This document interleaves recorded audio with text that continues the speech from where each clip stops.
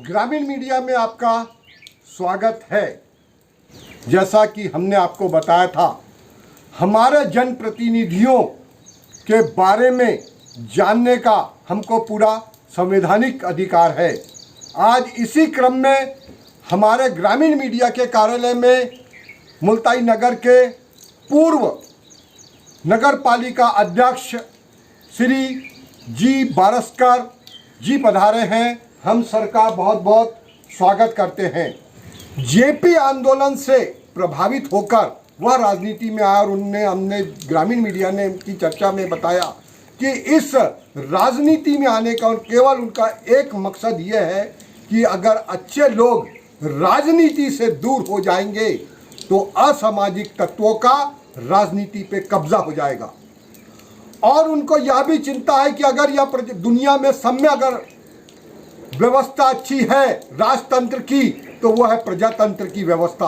और डॉक्टर साहब ने चर्चा में बताया कि इस प्रजातंत्र को बचाने के लिए आम आदमी को, खास आदमी को घर पे नहीं बैठना है, राजनीति में सक्रियता से बाहर आना है। और इन्हीं उपदेशों को लेकर वह आज मुल्ताई के विकास के लिए जेपी आंदोलन का भी एक उल्लेख किया था अभी चर्चा में। वो क्या था जेपी आंदोलन? जेपी आंदोलन ये एक तो भ्रष्टाचार के विरोध में, तानाशाही के विरोध में ये आंदोलन खड़ा हुआ था। और मैं इससे 1% सहमत था। मैं कहीं भी भ्रष्टाचार से, तानाशाही से और आपका धनबल, बाहुबल, इसके बिल्कुल भी मैं समर्थन में नहीं हूँ। और इसके विरोध स्वरूप मैं इस आंदोलन से जुड़ा और आज तक भी मैं इन विचारों को अपने जीवन में। हम ये कह सकते हैं कि राजनीति में जो आप जेपी जी से प्रभावित हुए और उनकी जो विचारधारा थी और बाद में आपने बीजेपी ज्वाइन की और आज भी आप बीजेपी में कर्मठ कार्यकर्ता के रूप में कार्य कर रहे हैं। इसी अवसर पर हम आपको डॉक्टर बारस्कर जी के बारे में संक्षिप्त में यह बताना चाहते हैं कि वर्ष 2004 से 2009 तक वह नगर पालिका के अध्यक्ष रहे। मूल रूप से वह ग्रामीण परिवेश के हैं। मुल्ताई के पास घाट बिरोली एक ग्राम है, वहाँ के कृषक परिवार से हैं। उनके पिता सरकारी स्कूल में टीचर थे। 1986 में वह मुल्ताई आए और उन्होंने अपनी शिक्षा इंदौर में पूर्ण की। और आपको यह भी बता रहे हैं कि मुल्ताई के इंदिरा गांधी वार्ड से वर्तमान में वह पार्षद पद हेतु चुनाव भी लड़ रहे हैं। मैं डॉक्टर जी बारस्कर, मैंने जो डॉक्टरी की है वो इंटीग्रेटेड कोर्स में की है। इसका अर्थ ये है कि एक ही बीमारी के ऊपर आयुर्वेदिक एवं एलोपैथिक दोनों चिकित्साओं का उपचार होता है।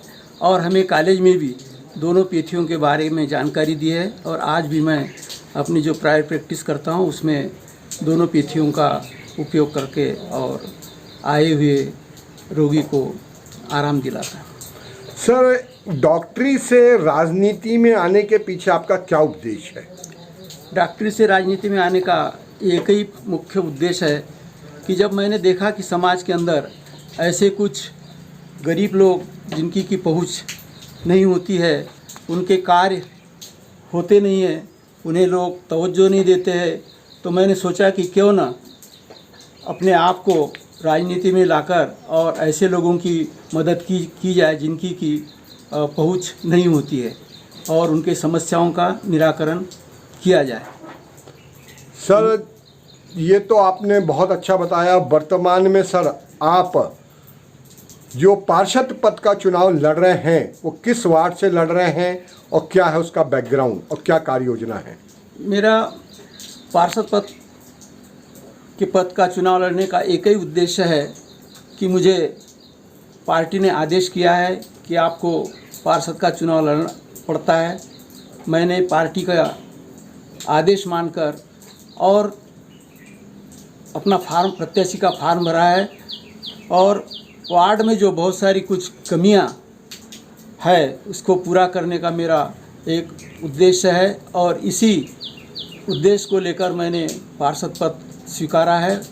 और अपने पार्टी की ने जो आज्ञा दी है उसको मैंने स्वीकारा है। सर मेरे को एक चीज़ बताइए, किस वर्ष में आप मुल्ताई नगर पालिका के अध्यक्ष रहे हैं?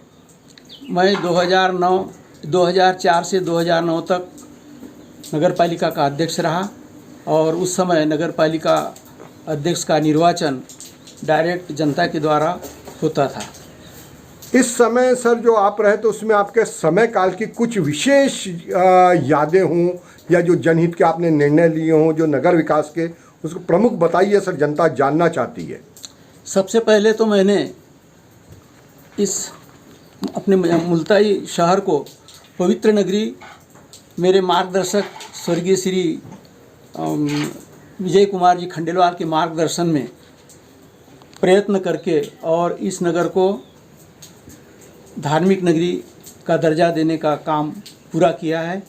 दूसरा, ये नगर पंचायत थी, इसको नगर पंचायत से नगर पालिका बनाने में अपने विजय कुमार जी खंडेलवाल सांसद इनके मार्गदर्शन में मैंने शासन से लिखा पढ़ी करके और पुनः इसको नगर पालिका का दर्जा दिलाया।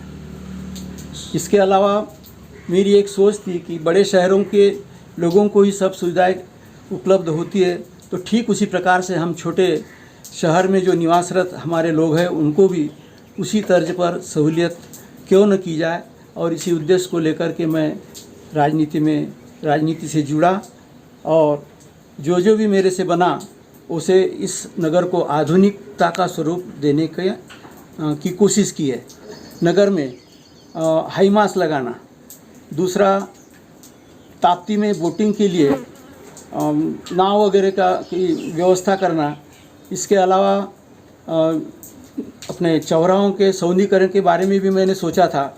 बाहर गांव के लोग मुल्ताई में आते हैं और उनको यूरिनल वगैरह की व्यवस्था उस समय नहीं थी, तो मैंने सोचा कि नगर में कुछ ठहरावी स्थानों पर यूरिनल, प्लास्टिक की यूरिनल की स्थापना क्यों न की जाए, वो भी मैंने की।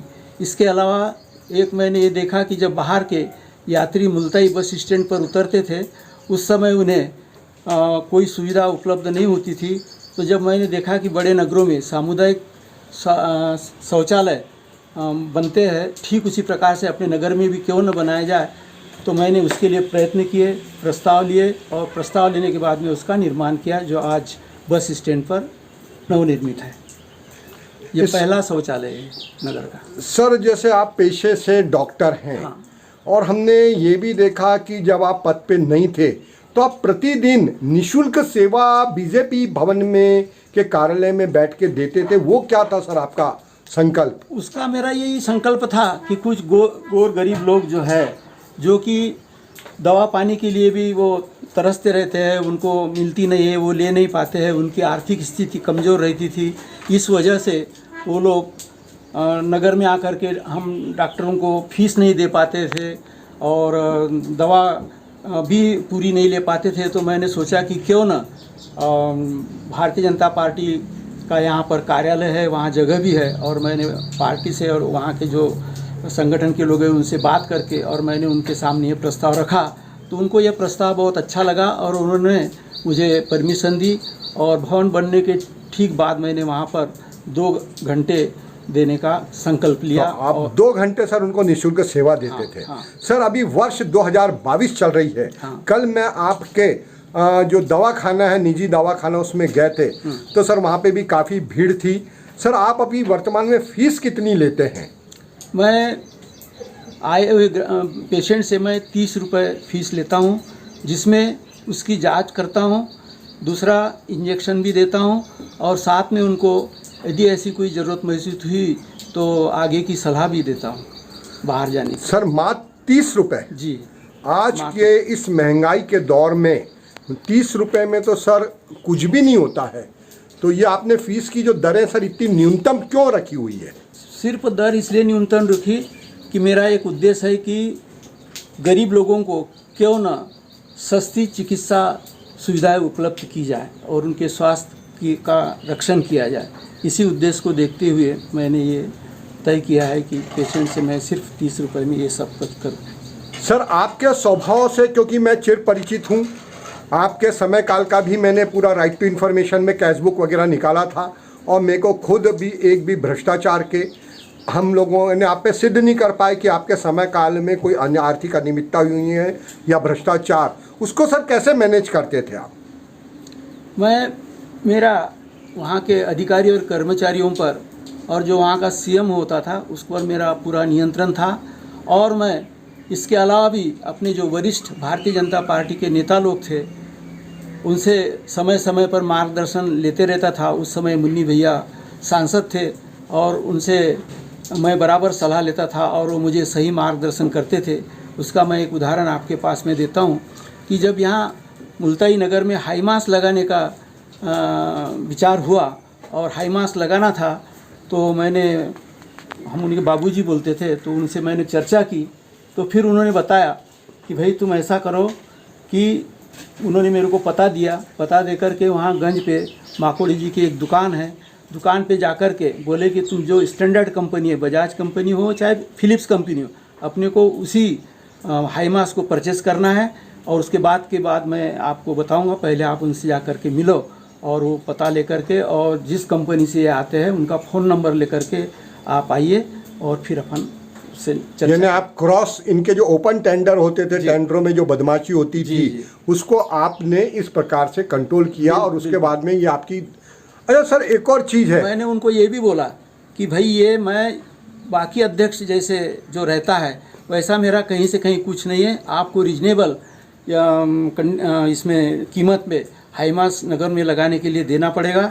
फिर चाहे कितनी भी इसकी जांच क्यों ना, कहीं से कहीं कोई किसी प्रकार की इसमें कमी नहीं मिलना चाहिए। है ना, आपने एक तो गुणवत्ता पे और एक मूल्य पे, कीमतों पे, बाजार से अधिक कीमत नहीं चाहिए, कमीशनबाजी शून्य और नगर का विकास हो। सर एक और चीज मैंने देखी कि जो भी अध्यक्ष बनते हैं उनके यहाँ नगर पालिका के कुछ कर्मचारी, 1 या 2 कर्मचारी स्थायी रूप से 5 साल तक सेवाएं देते हैं और उनका भुगतान नगर पंचायत या नगर पालिका से होता है। तो क्या आपके यहाँ इस प्रकार की कर्मचारी सेवा ली कि नहीं ली आपने?